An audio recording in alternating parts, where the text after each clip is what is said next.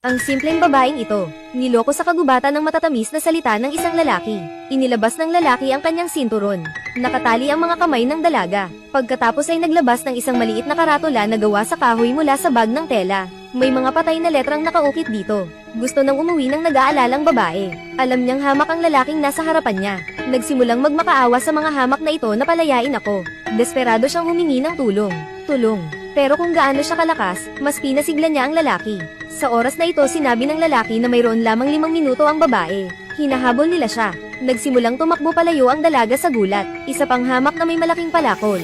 Bago pa maubos ang oras, hinabol ko na. Nakatakas ang dalaga sa sinturon habang tumatakbo. Pagkatapos ay mahinahon siyang huminto. Hinubad niya ang kanyang high heels. Itinali ang mahaba niyang buhok, panasan ang mga luha sa kanyang mukha. Ayusin ang iyong paghinga at baguhin ang iyong natarantang ekspresyon ngayon. Isang disguise lang pala ang lahat, isa siyang assassin. Ang misyon na ito ay upang sirain ang mga hamak na ito. Partikular nilang pinupuntirya ang mga batang babae. Matapos magsawa sa paglalaro sa kagubatan, nagsimula siyang manghuli. Sigaw ng dalaga sa abot ng kanyang makakaya. Pinasisigla ang mga nasa sabik na nerbiyos. Pagkatapos ay nagsimula silang maghanap ng kanilang susunod na biktima. Noong araw na iyon ay pumasok ang matanda sa restaurant at nagsimulang hanapin ang kanyang pakay. May isang blonde na babae na may malalaking mata na nakaupo sa sulok. Ang babaeng ito ay biktima ngayon. Umupo siya ng maayos sa tapat ng dalaga.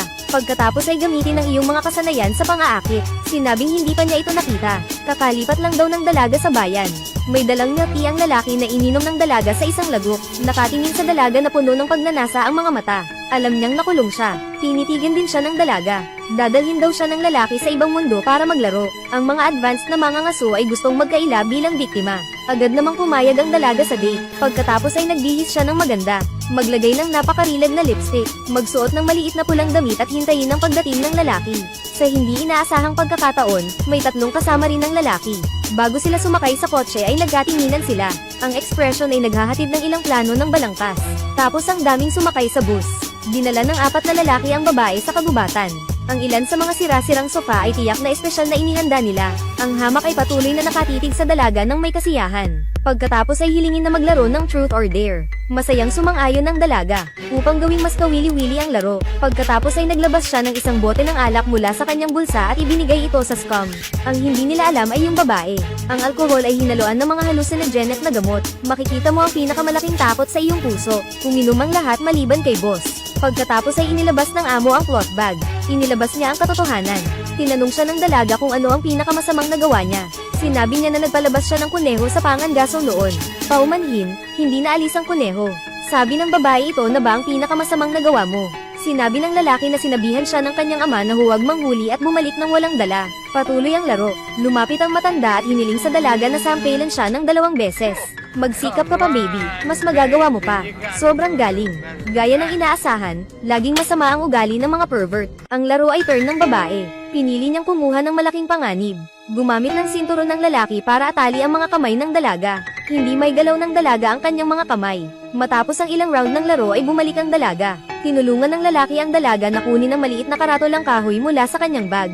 May nakaukit na salitang kamatayan sa karatolang kahoy. Napagtanto ng dalaga na may mali. Uuwi na daw siya at ayaw na niyang maglaro. Nakiusap sa mga lalaking ito na palayain ako.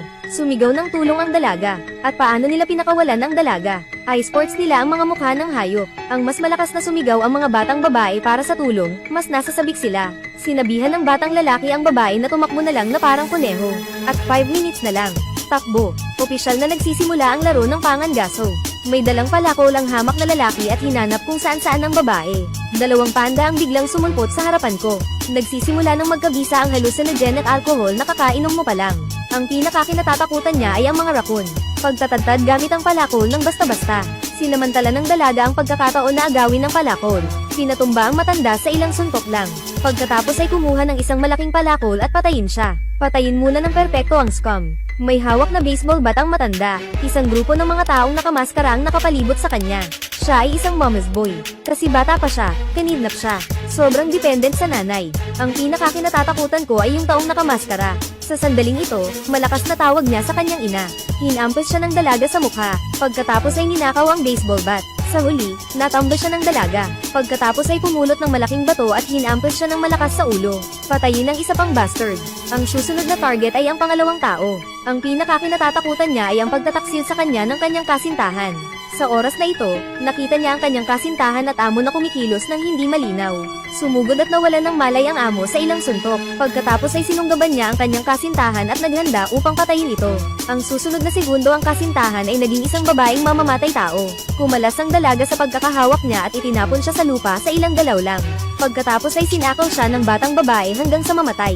Ngayon ang matanda na lang ang natitira. Sa sandaling ito, napagtanto ng amo na may mali. Nakita ang kalunos-lunos na bangkay ng kanyang kasama. Sa kabaligtaran, pakiramdam niya ay nagiging mas masaya ang laro. Dahil nagpraktis ng martial arts, hindi siya natakot sa babaeng nasa harapan niya. Siya lang ang taong hindi umiinom ng hallucinogen at alcohol. Pagkatapos ay nagsimula ang kompetisyon. Dahil sa pagkakaiba ng height, naunang nasuntok ang dalaga. Pagkatapos ay bugbugin ng babae hanggang sa maubos. Nakapatay lang siya ng 3 tao at halatang pagod na pagod.